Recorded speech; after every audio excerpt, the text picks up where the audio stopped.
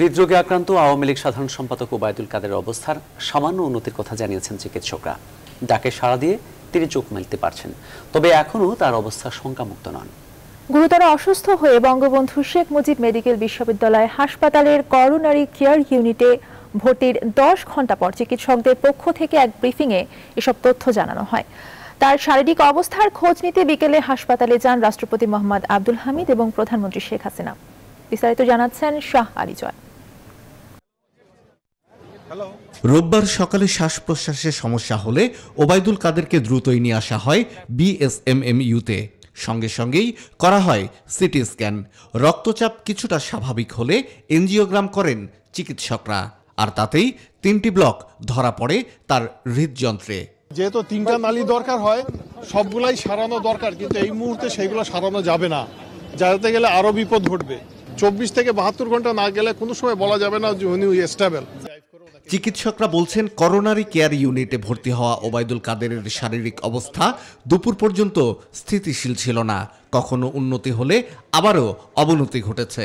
উনি এখন hemodynamically stable আছেন, চোখ খুলছেন, কথা বলছেন, কিন্তু ক্রিটিক্যাল স্টেজই বলবো। এখন ক্রিটিক্যাল স্টেজই আছেন। উনি পা নাড়াচ্ছেন, নাড়ায় বলতেছেন কথাবার্তা, চেষ্টা করতেছেন কথাবার্তা। এখন এই অবস্থায় উনি আছেন, তা আমরা আরো কিছুক্ষণ দেখব। স্টেডিলি ইমপ্রুভ করছে, বাট আমরা এখনো 100% বলতে পারবো না তিনি আউট অফ ডেঞ্জার। চিকিৎসকরা বলছেন, উন্নত চিকিৎসার জন্য ওবায়দুল কাদেরকে দেশের বাইরে নিয়ে যাওয়া হবে কিনা তা নির্ভর করবে তার শারীরিক অবস্থার ওপর। এমনও হইতে পারে যে পরিস্থিতি পাঠানোর মতো না, ডিটেরিয়েট করার সম্ভাবনা থাকবে, তাহলে কিন্তু ওনাকে পাঠানো হবে। তাছাড়া আরেকটা কথা, যে ওদের যে টিম আসতেছে, তারা যদি কোনো কমপ্লিকেশন হলে প্লেনে, এয়ার অ্যাম্বুলেন্সে কমপ্লিকেশন হলে সেটা ফেস করার মতো বা ট্যাকেল করার মতো তাদের সে প্রযুক্তি বলেন, সে ম্যান পাওয়ার বলেন, সেই ধরনের এক্সপার্টাইজ বলেন, সেটা যদি থাকে তখন কেবল আমরা অ্যালাউ করবো। এটা না হলে আমরা। আওয়ামী লীগ সাধারণ সম্পাদকের শারীরিক অবস্থার খোঁজ নিতে বিকেলে বঙ্গবন্ধু শেখ মুজিবুর রহমান মেডিকেল বিশ্ববিদ্যালয়ে যান রাষ্ট্রপতি মোহাম্মদ আব্দুল হামিদ। এর আগে রাজশাহী থেকে ফিরে সরাসরি হাসপাতালে গিয়ে ওবায়দুল কাদেরের চিকিৎসার খবর নেন দলের প্রধান ও প্রধানমন্ত্রী শেখ হাসিনা।